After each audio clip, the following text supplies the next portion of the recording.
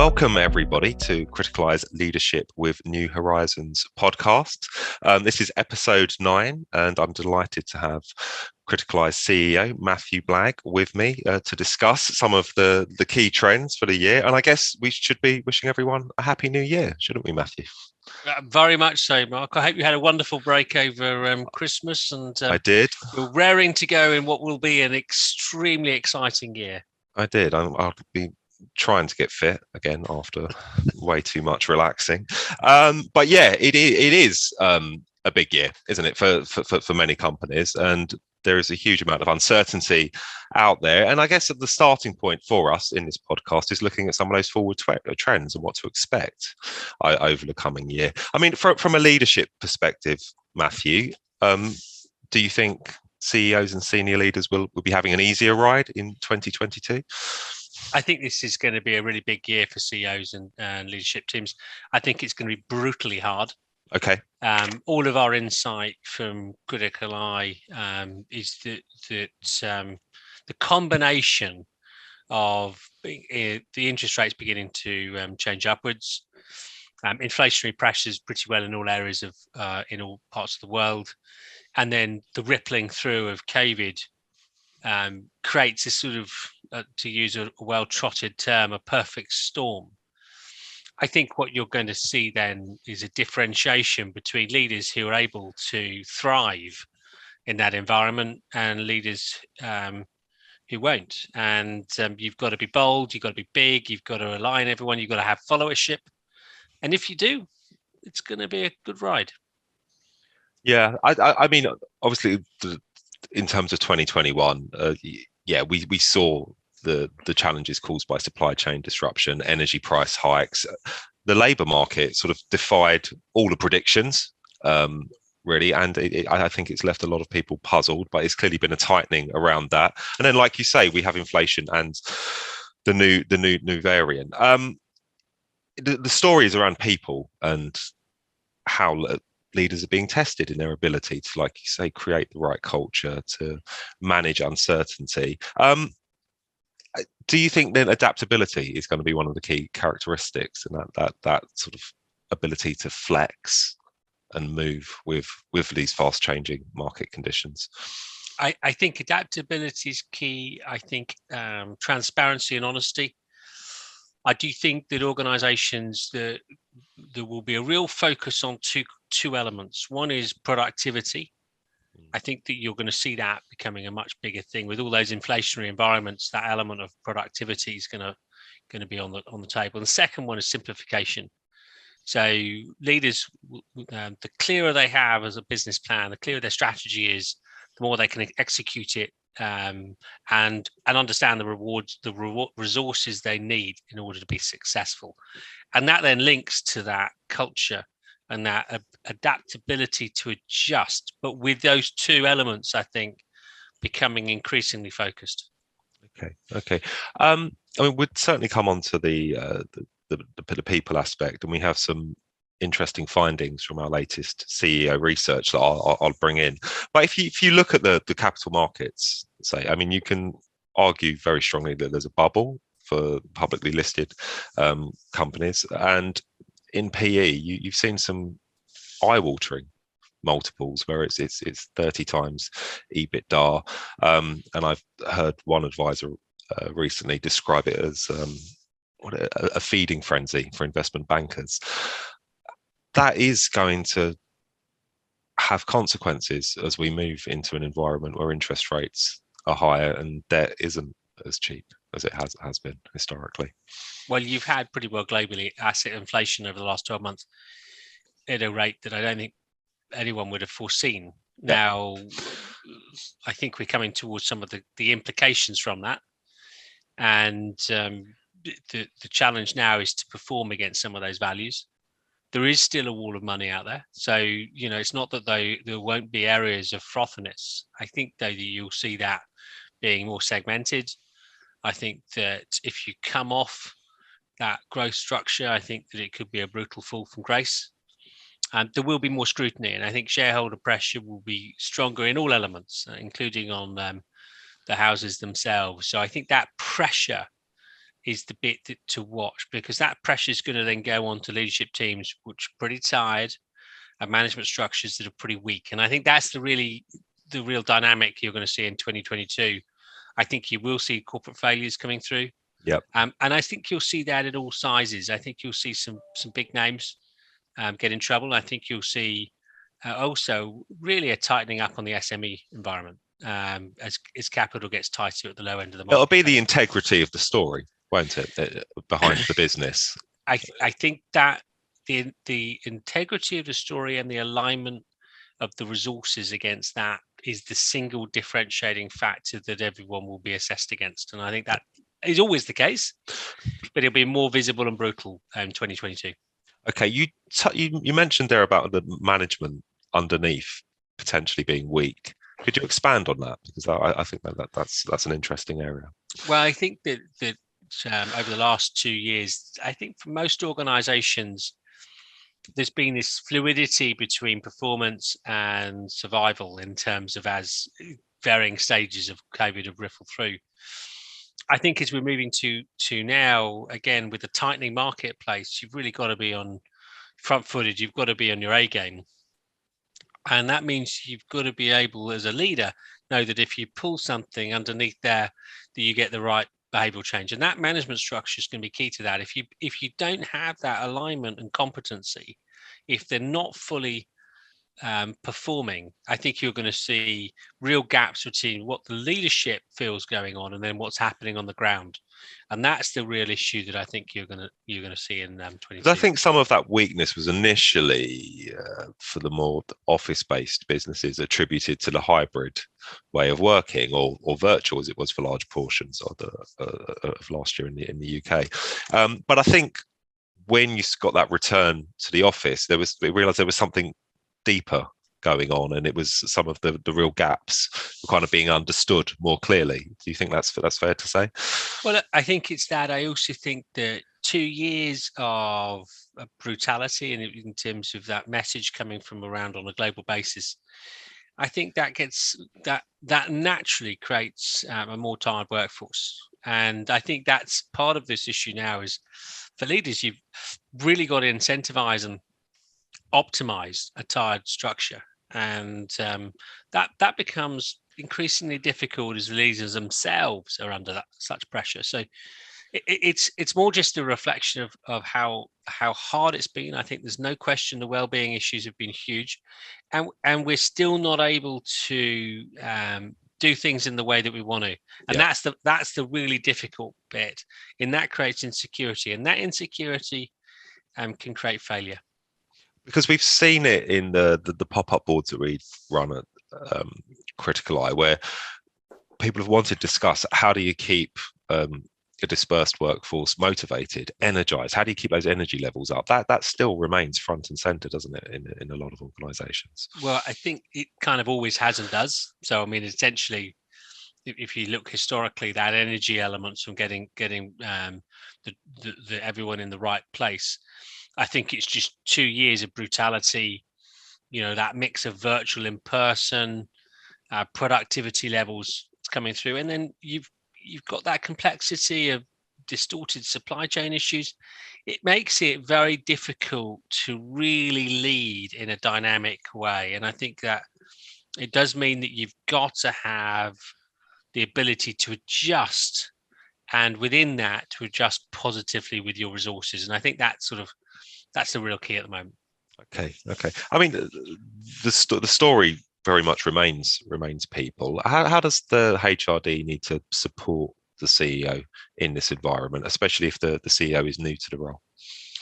I think that dynamic between the CEO and the HR director is never more so than where we are today, because I think that you've got to blend sort of organizational structure, which I think there's a massive amount of change going through at the moment in terms of change of skills required at a point where there's a huge amount of flux. You've then got to blend two things, well-being and productivity. And that's a really, really hard thing to get right. Yeah. And I think that's where the CEO and the HRD being fully aligned, they can come out as world-class in both. And that's what you're looking to achieve. How do you create an empathetic culture as well as a high-performing culture? and that bit is really the real key that we're looking for at the moment, and it's really hard. Yeah, I mean, it's supported in the CEO research that I mentioned earlier. So top priority for the coming 12 months remains retaining and developing talent, followed by diversity and inclusion and belonging. So again, that supports what you're saying. Where do you see some of the challenges around that agenda? So I mean, I was having a conversation with a private equity chair, and he was saying just trying to keep staff at the moment in one of the businesses that he's involved in is extremely challenging. The salary inflations are just very hard to keep pace with, and keeping the right people, let alone finding new ones, is harder than he's ever known it to be. So I don't know whether you've got some thoughts around that, Matthew. Well, I'll be a bit controversial here, Mark. I think that will even out. And I think that there has and will be areas where those resources are under real pressure, and so they're in some of the obvious ones in terms of AI and data science. I think that there's other areas where I think there is resource availability. I think the blend within that is this inflationary environment. So I think you are going to be playing catch up. I think that as pressure comes, so in a tightening marketplace, there will also be pressure on people who, potentially overpaid and over rewarded. And so you can argue that if there is this tightening market, which we expect in 22, the language will change a bit. And I think that will probably happen. I think, again, it is situational. There's certain areas that will be still remarkably frothy, but actually there's some sort of leveling off that I think you might think. By the way, I think that's true of CEOs themselves. I mean, I think that you're going to see the continued acceleration of CEO change. And so you're going to see younger, hungry executives stepping into the role who are prepared to work 24/7, travel the world, and go back into that type of dynamic leadership. And I'm afraid that is the reality of the role. It comes with a lot of pressure, and we're going to see that in 22. Yeah, and I guess in some ways it'll force companies to look, some companies to look more closely at succession, developing people from within, and the actual talent that they've got within the organisation. Well, there's no question, Mark. We all should be looking at uplifting capability, and again, I think the organisations that get that right through their organisation outperform, and so that absolutely is the key. But that also means having honest conversations. So it's really making sure that there's an alignment between expectation, capability, and opportunity, and that's the paradigm that we're going to all need to work through in 22. Okay. We're fortunate at Criticaleye in that we have members based in Asia, North America. I'm sort of curious from your side, because through this pandemic, the membership that we have in Asia has almost given us a sort of forward lens of what's coming. Sort of, what's your view of the move from some of the Asia-based leaders that you're speaking to, and how they're dealing with this uncertainty? I mean, I think that in a lot of ways we're starting the year in semi-unified place, which is probably not where we all want to start the year. No, that's brutally honest. True. Yeah. So I think that in some ways is the positive. I think that what you do see is that those executives that are prepared to challenge themselves, be curious, and have the competency to have feed-ins that aren't the traditional data set outperform. And you definitely see that within Criticaleye. You see that reflected in Asia and around the world. I do think we all can be comfortable in our own sort of sphere of knowledge. And I think that can be a real barrier. And I think particularly so in Asia, where mostly executives are used to traveling extensively and used to having natural information flow that I think has become more difficult recently. So I think there is more concern around what's out there today than there was 2 years ago. Okay. And I guess as well, I mean, there are real opportunities. And I think that came across in the retreats that the physical retreats that we held last year, for CEOs and CFOs, and the ones we have coming up for HRDs and our members in Asia as well. Opportunities around business and operating model change, around sustainability and the green agenda and digitization, and that way you can develop talent and bring people up. So there are reasons to be optimistic, and you do see that sort of passion when you're speaking to some of our members, don't you? My general view is that the tougher environments, it's more easy to differentiate yourself as a good CEO. And I think CEOs that are competent and capable want to make a difference. It's easier to make a difference when it's a more difficult environment. And I think that's when really strong leaders thrive. And I think you'll see that in 22. I think that there will be a huge amount of pressure. I think it's very easy for leaders to compromise too much as opposed to hold ground. And that is the really key thing in this sort of really challenging environment where there's going to be strong difference of opinion. Those leaders that can really push the boundaries and push out will create an incredible shadow and legacy. And that's really exciting, because that is generally why you go into leadership. You go in to make a difference. The amount of impacts that you have is huge. So that opportunity to create a long-term impact is really big in 22. Yeah. Okay. There were some fantastic findings in our CEO research. One that did stand out for me was that 70% of CEOs said they felt more time needed to be spent on long-term planning. And then supporting that, they also said that the strategy is an area where boards really need to focus. I'm guessing that won't come as a surprise to you, but it needs to start happening, doesn't it? This sort of longer term view needs to be built in. I think that we've all, to a certain extent, been reactive to the last 2 years, and I think that again, there's now a recognition that you've got to have that clearer medium to long term vision. Now, I think long term in each industry has different timelines. Yes. But that understanding of what can be achieved and by then, and what the requirements are, which I think is the key element strategically, is absolutely essential. And I think that links to also being prepared to simplify and remove things. And I think again, you'll see more divestments now, more streamlining. We're involved in lots of carve outs, as you know, across Criticaleye. Yeah. And again, I think sometimes that everyone in leadership thinks that growth is how you're successful. Sometimes it can be splitting things up in order that the parts can be independently more successful. And I think that's the really exciting thing. I think within that, there's huge opportunity as you unlock capability through an organization. Yeah, and the companies that will win will have the boards that are able to have those discussions around simplification. Where is the customer moving? How close are we to the customer? And like you say, you are seeing the divestments, you are seeing the simplification. Okay.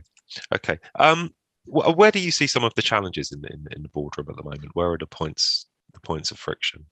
Well, I still think that data input's difficult at the moment, and so I think the board roles are quite hard, because anyone planning for this year is got pretty sort of tenuous knowledge of exactly how it's going to play out. The data analytics on it are a bit grey, and as such, it makes it more difficult when you come together a board, because that's information pack has got to have a much wider scenario base.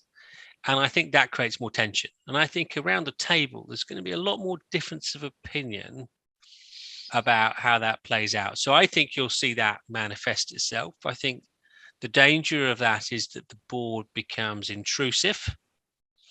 And I think that can be a real barrier.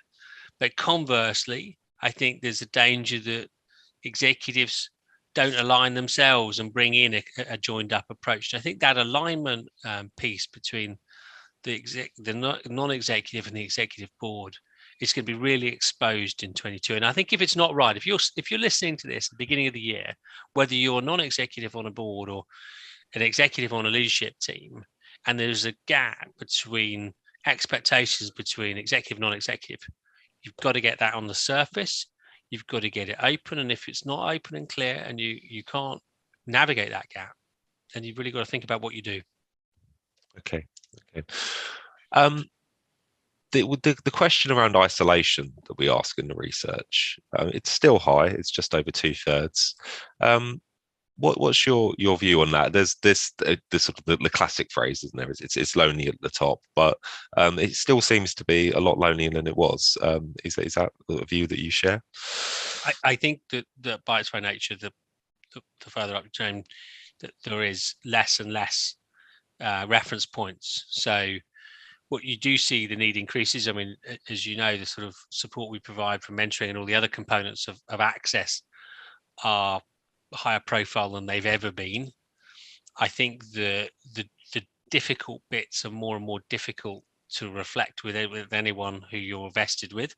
So having that independent access is vitally important. I think there's another component which I think is important. You do need to have fun in leadership. And again, I think that can be difficult in environments where you can breathe, you can be honest and open and refresh yourself. It's really important, because the single thing leaders do is inject energy in others. And yet most leaders would openly articulate that they're tired. So that role that we play in sort of injecting energy and excitement, I don't think it's ever been more important. Okay. Thank you. Conscious of time, did you have a final New Year message for our listeners? I think that the final bit is that positive piece. 2022 is a year where you have a huge opportunity to make a massive difference, not only in terms of yourself and your own development and set of achievements, but in your organization and society as a whole. And that's the exciting bit. However tough it gets this year, however difficult the points, just remember that and come into work with a skip in your step. Because at the end of the day, that sort of harnessing a difficult environment is about thriving. And that's the excitement that we've got this year. Yeah. Reimagining and reinventing, it continues to be a key area of focus. Okay, thank you, Matthew, and thank you to all of you. I hope you enjoyed our podcast, and we'll be releasing another one very shortly. Take care of yourselves. Bye. Bye.